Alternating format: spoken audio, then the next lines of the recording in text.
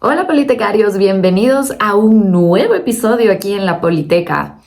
Hoy nos trae hablar de un tema muy interesante porque estamos llegando a una segunda vuelta electoral y creo que hay muchos ciudadanos que están confundidos otra vez estamos en una decisión de o el correísmo o el anticorreísmo y cómo es posible que no hemos logrado salir de esto. Pero la discusión que vamos a tener el día de hoy va a ser en torno no en si es que hay un correísmo o un anticorreísmo.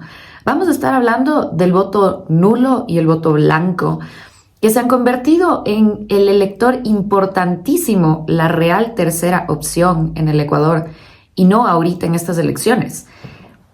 Ya vamos por lo menos las últimas, 3 elecciones metidos en este voto nulo, voto blanco, 3 elecciones generales me refiero. Porque si es que sumamos con las elecciones seccionales, si es que sumamos a eso las consultas populares, créanme que el voto nulo, voto blanco ha terminado siendo el gran elector aquí en el Ecuador, por lo menos desde mi punto de vista, y lo vamos a estar tratando mucho hoy. Así que bueno, centrémonos primero en qué es esta maravilla del voto nulo y voto blanco, porque yo sé que aquí tenemos por lo menos un montón de, emociones contrariadas, encontradas. Yo lo que les suelo decir es que la mejor forma de tomar una decisión en un país es dando un voto. Esto me refiero a que por lo menos yo como Gabriela, y esto sí los estoy diciendo yo como Gabriela, no como consultora, no como directora de la Politeca, lo estoy diciendo yo como Gabriela, no sería capaz, por mi forma de ser, por quién soy, de dar un voto nulo o blanco en una elección. Y quiero decirles por qué. Siento un poco que se ha dejado de lado esta responsabilidad ciudadana de la toma de una decisión. Estamos muy acostumbrados a decir como no me representó ninguno, o las dos opciones son malas, o en general en una primera vuelta no encuentro un candidato que sea más afín a lo que yo pienso. Perfecto, entonces le voy a dar un voto nulo o un voto blanco y que sea la responsabilidad del otro ciudadano, del que sí eligió, el que si las cosas salen mal, tú le votaste a ese candidato, tú le elegiste, tú le diste esa opción. Entonces, es tu responsabilidad. Y tal vez esta no es la generalidad de todos los electores. Yo ya les puse este cuestionamiento en redes sociales. Y claro, surgieron muchos electores que por sus distintos puntos de vista se dice, no es por eso la razón la cual yo elijo un voto nulo o un voto blanco. Y está bien, es respetable. Pero en el momento crucial en el que hemos llegado en este momento en el Ecuador, por cómo las cosas se han venido dando a lo largo de los años, por cómo las cosas han terminado en este separatismo, en esta fragmentación social que es clara en este momento en el Ecuador, como tal vez nunca lo hemos palpado antes, con esa gran magnitud me refiero, ¿ya? Porque sí es el resultado electoral de esa primera vuelta en ese 0,24% de diferencia entre los dos candidatos que sabíamos que iban a pasar. Es alarmante, es preocupante. Sí nos da un mensaje súper importante que hay que tener en cuenta. Y es que en este momento sí tenemos que elegir hacia dónde queremos ese Ecuador del futuro. Porque les vuelvo a repetir que ese proyecto político no va a ser menor de un periodo de 15 años. Y esto he estado muy, muy, muy constante en decirles en redes. Ese proyecto político, ya sea que provenga del correísmo o del anticorreísmo, es un proyecto político que aspira a quedarse un buen tiempo en el poder. Porque ambos candidatos ya nos lanzaron la pelota, ¿no es cierto?, de que esta constitución actual del 2008 deja de ser una constitución eficaz para el proyecto político que se está presentando. Así que pese a que en el Ecuador la constitución del 2008 fue generada por el presidente Rafael Correa, es decir, se hizo en su periodo, hizo la propuesta, sus asambleístas estuvieron ahí legislando, ¿no es cierto?, y salió esta constitución ligada al socialismo del siglo XXI, hoy en día deja de ser, por supuesto, eficaz porque las cosas, las condiciones, las necesidades del país han cambiado. En el Ecuador somos excelentes para cambiar de constitución, para llamar a una constituyente cuando algo ya no es posible, cuando algo ya no es válido. Creo que el mejor ejemplo de este cambio constitucional de una misma corriente ideológica, de un mismo presidente, es el caso de Eloy Alfaro. En su primer periodo, él llega con la propuesta de una constitución liberal moderada que más adelante, cuando deja de ser eficaz, esta la propone en 1897, cuando en 1906 deja de ser eficaz esa constitución, la vuelve a cambiar, vuelve a ser una constituyente. Y lo hace porque ya no le servía que la constitución sea liberal moderada, necesitaba una constitución liberal radical. Entonces vuelve a llamar a que se haga este proceso constituyente, y es una más de estas 21 constituciones que nos vamos cargando en la espalda. Entonces no me parece extraño que el mismo correísmo, habiendo propuesto la constitución actual, que ya no le es eficaz para sus proyectos políticos en caso de ganar la presidencia, sean los primeros promotores en que es necesario llegar a una constituyente. Ojo, yo sé que me estoy saliendo un poco del tema del día de hoy, y también quiero decir que yo para nada apoyo el tema de las constituyentes. Me parece lo más peligroso. Lo he dicho en muchas ocasiones, lo he dicho en muchos eventos de los que he sido llamada como panelista. Y como abogada, esto sí se los digo como abogada, me parece que es la manipulación peor que podemos hacer. La Constitución, politicarios, es las reglas del juego del Estado, y se los repito siempre, o las mejoramos o las terminamos de empeorar. Por cómo funciona el Ecuador, yo creería que más que mejorar, la terminamos llevando del otro lado. Por eso me parece tan peligrosa la manipulación, porque si hoy en día nos quejamos de nuestras autoridades electas como asambleístas, muy probablemente esas mismas autoridades electas o se terminan candidatizando para ser esos asambleístas constituyentes, o terminan siendo ellos quienes promulgan esta nueva constitución. Y yo me pregunto, madre mía, ¿qué va a salir de esos perfiles que claramente no están preparados para el cargo que están ostentando? Así que bueno, vamos a retornar a la discusión de este podcast, de este video podcast, si ustedes quieren. ¿Qué pasa con ese voto blanco y con ese voto nulo? Por supuesto que aparece en respuesta a esta carencia de representación que tenemos por parte de este sistema de partidos extraño en el que vivimos. O sea, es lógico que aparezca. Y en muchos países estos votos incluyen votos por estos candidatos, por estas listas. O sea, depende de cómo está, digamos, elaborado este sistema electoral. En nuestro caso, en el Ecuador, por ejemplo, el sistema de elección de asambleístas es a través de una lista cerrada. Esto quiere decir que yo no voy a poder decir, Juanito está en el partido A, Pepita está en el partido B, Menganito está en el partido C, y entonces yo voy a tener la oportunidad de elegir, no sé, el candidato que yo siento que más me conviene o al que sí conozco. Esto solía suceder en el Ecuador, sí, hemos tenido listas abiertas. Pero la lógica de que se cierran las listas es porque empezamos a ver a muchos personajes como futbolistas, como personajes de farándula, que no conocían de política, pero como ya sabíamos que eran personajes conocidos, empujaban y sabíamos que la gente le iba a dar el voto porque la gente nunca ha estado conectada con la política. Creo que eso ya es más que hablado, más que obvio. Así que lo más inteligente que dijimos es, si es que hacemos una lista abierta, y la gente puede elegir por Juanito, que es futbolista, ya lo conoce, va a votar por esa persona, y yo como partido tengo más oportunidad de estar en una elección, de ganar curules y de que no me quiten el fondo electoral y el fondo partidista. ¿Me explico?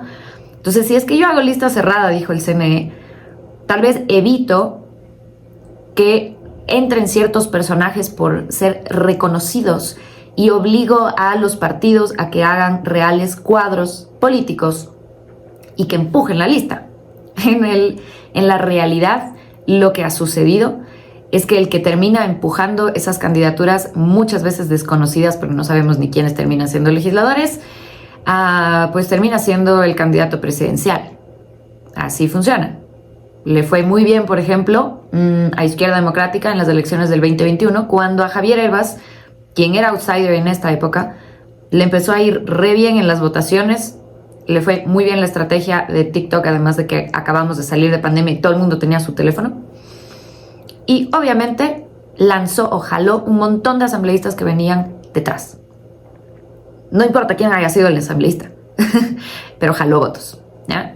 Entonces, bueno, volviendo de nuevo al tema de voto blanco nulo, se reduce la cantidad de votos válidos cuando tenemos votos blancos o votos nulos. Entonces, vamos a poner un ejemplo. Si es que tengo un total de 100 votos y el 60 va para el candidato A y el otro 40 va para el candidato B, perfecto, el candidato A tiene un total de 60 votos, el candidato B tiene un total de 40 votos y eso hace el 100% de los votos. Ahora, ¿qué pasa si es que de esos votos, 20 de esos votos son votos blancos?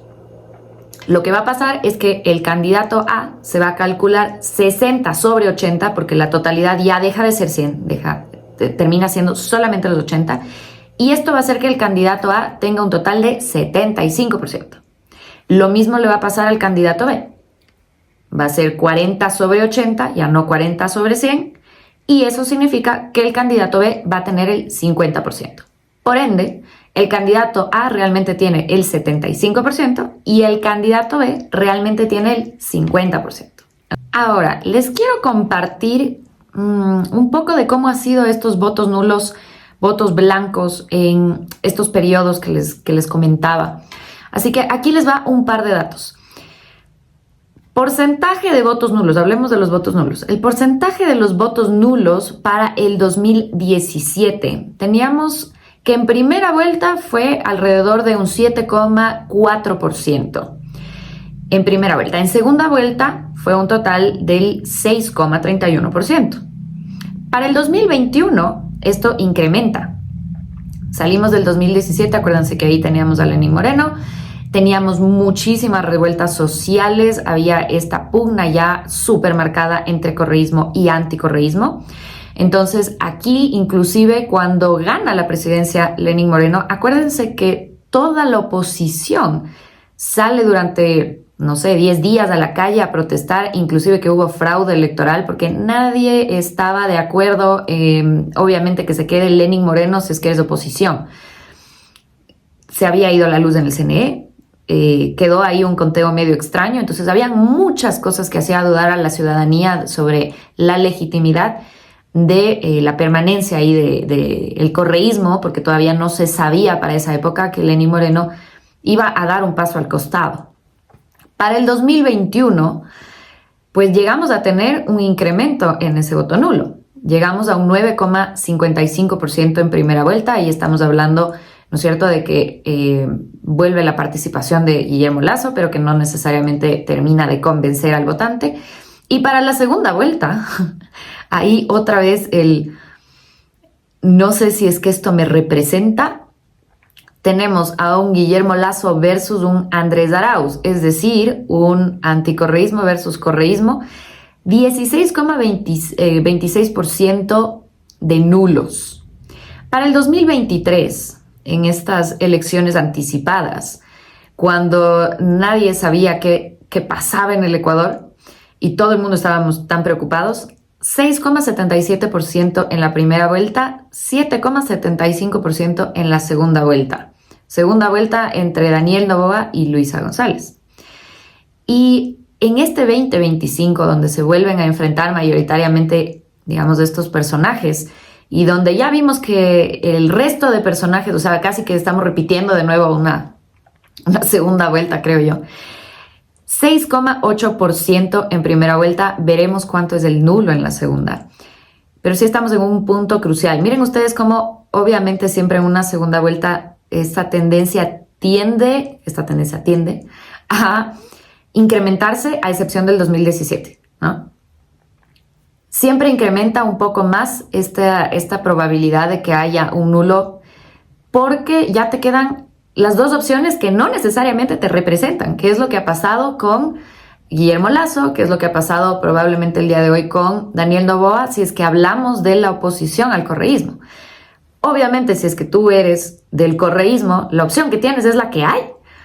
Y tú confías en el partido y lo que representa ese partido. No necesariamente le pasa lo mismo a otros partidos que representan esa oposición. Por eso se entiende que aquí sigue funcionando mucho el tema del personalismo. Ahora, les quiero contar otro dato interesante que les traigo y es el ausentismo, porque también juega un rol importante. En el ausentismo, en el 2013, aquí hablamos del segundo periodo de Rafael Correa, tuvimos un 19% de personas que no acudieron a las urnas. Para el 2017, del 18,30%. Para el 2021 vuelve a incrementar al 19,1%. Para el 2023 yo creo que ahí todas las personas fuimos a votar más que nada porque estábamos realmente preocupados de qué diablos está pasando con el país. 17%. Y ahora para el 2025, 17,73% de ausentismo. Así que sí nos deja aquí un mensaje importante porque a pesar de que el voto es obligatorio en el Ecuador, sí hay un gran porcentaje todavía de ecuatorianos que tal vez no acuden a las urnas no solo porque te dé pereza de ir a votar, sino porque también puede ser un tema de protesta, un no sentirse identificado. Ya sea que votes nulo, ya sea que votes blanco, ya sea que no vayas a votar, sí es un tema bastante interesante que se tiene que topar con pinzas porque sí nos está hablando sobre la situación real del país, lo que deberíamos estar trabajando como partidos políticos si es que queremos recuperar esa confianza ciudadana y como candidatos si es que queremos ganar estas elecciones. Para ir cerrando un poco este tema del voto nulo, voto blanco, sí se ha convertido en una fuerza, una tercera fuerza importante, porque si es que nos damos cuenta, ¿en quién confiamos? ¿En quién confiamos realmente? Daniel Noboa en estas elecciones 2025 saca el 44,17%. Luisa llega al 43,97%. El voto nulo es el gran elector, la gran tercera opción, 6,8%. Le supera al 5,25% de Leonidas Diza. Oigan, políticos, politólogos, esto es un dato extremadamente importante. Lo vuelvo a repetir. Nos damos cuenta aquí no solo que el sistema de partidos está muerto, la representación, la confianza, la confusión ciudadana, la falta de confianza en las instituciones, los malos gobiernos, las crisis que vamos arrastrando desde el 2017, todo eso sí aporta, obviamente, a que la gente esté desganada de la política, de que no se sientan representados por absolutamente nadie. El voto nulo se ha convertido en un voto protesta, más allá de ser este voto de decir, bueno, no me importa tanto la política, no, es un voto protesta. Es que ninguno de los candidatos termina de agarrar la pila, de ver las verdaderas circunstancias por las que pasa la ciudadanía. Yo no creo que esté mal que haya estas distinciones importantes, por ejemplo, entre costa y sierra. Si es que ustedes visualizan el mapa electoral que tuvo, por ejemplo, en estas votaciones, las provincias, ¿no es cierto?, entre costa y sierra, se denota un claro morado entre sierra y oriente, con excepción, obviamente, de Orellana y Sucumbíos e Imbabura, y el resto es azul. Y ahí hay un dato que, más allá de esta distinción, hay temas que se sienten diferentes en el país. Ejemplo, lo que ya hemos dicho en el podcast anterior, una crisis de seguridad no se siente igual en la costa que en la sierra. Una crisis energética no se siente igual en la costa que en la sierra. Y esas son las cositas que hace que al final el votante que no se siente representado ni por el uno ni por el otro tome la decisión de un voto nulo o un voto blanco. Ahora, ¿qué pasa en estas elecciones? Y cierro con esto.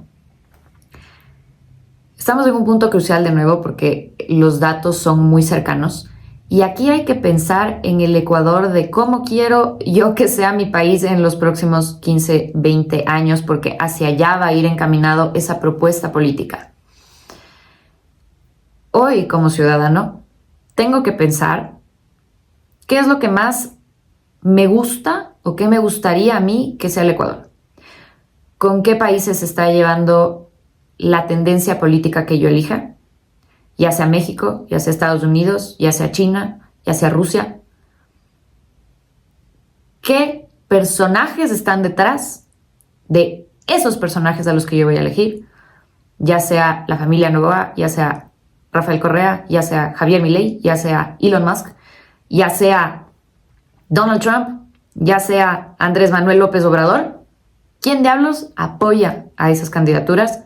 Es importante esa lectura. Nicolás Maduro, Venezuela, no sé. Pero es muy importante que hagamos esa lectura porque esos personajes, esos países, esas circunstancias, esas ideologías van a ser las ideologías, personajes y acciones que estén detrás del personaje al que nosotros pongamos en el poder. Y sí, va a afectar las políticas públicas, económicas, sociales que haya detrás de esa elección. La nueva constitución va a tener que ir en torno a esas políticas. La vida política y social del país va a ir encaminada hacia esas políticas, esos estados y esos personajes. Y la economía también. Entonces, esa es la evaluación que tiene que hacer en este momento el ciudadano. Porque ahorita sí, más allá de tu derecho de no tener un voto hacia uno de los dos candidatos, tu derecho de decidir un nulo en forma de protesta y castigo, ahorita sí, perdón, pero sí necesitamos que tomes una decisión. Politicario, fájatelo, porque ahorita sí necesitamos un voto real, palpable, con mucho seso. Vuelvo a repetirles lo que ya les he dicho en algunos podcasts. Quien sea que venga va a tener un tinte de autoritarismo. Even if you don't want it, lo va a hacer. Porque estamos en un momento en el que el país tiende hacia eso. Como ya he estado en muchas otras ocasiones, esto no es nada nuevo. Esto, le repito que es cíclico. Pero sí necesitan hacer una decisión en torno a, tal vez, no el candidato per se, sino lo que representa ese candidato. ¿Hacia dónde quiero yo que tienda el país? ¿Qué me gustaría más que sea? No piensen tanto hacia una izquierda y una derecha, porque realmente ahí hay un punto que ya un tinte medio sesgado, creo yo. O sea, ya nadie es ni completamente de derecha ni completamente izquierda. No lo piensen tan así. Piénsenlo en torno a quienes acompañan a esos candidatos. Todo ese bagaje que sobresale los límites territoriales del Ecuador. ¿Quiénes son las personas que están detrás? ¿Quiénes son las ideologías que están detrás? ¿Cómo quiero yo que sea ese Ecuador? Hagan esa suerte de política comparada. Porque de nuevo, hoy más que nunca, por los resultados de la primera vuelta, hoy más que nunca, su voto sí importa. Su decisión sí importa. Y sí, es tu responsabilidad, así tú no quieras. Así tú digas, tengo todo mi derecho de votar nulo, de votar blanco. Hoy sí necesitamos que tú elijas uno de los dos candidatos. Politecarios, espero que esta reflexión les funcione para, así no sea su candidato favorito, entender este bagaje histórico que nos ha llevado hasta la situación en la que estamos, porque sí les repito que con ninguno de los dos bandos las cosas se van a solucionar de la noche a la mañana, ni en un año, ni en 3, ni en 4 meses, no. Y piensen además que la economía del país no se va a arreglar de la noche a la mañana. Si es que eso sucede, yo les pongo a pensar que ese arreglo no es el arreglo más legal posible. Porque la única forma de arreglar una economía como la nuestra de la noche a la mañana, y aquí sí lo voy a hacer muy claro, es decirle, muchas gracias narcotráfico, véngase. Sea parte, sea socio del Estado ahora sí.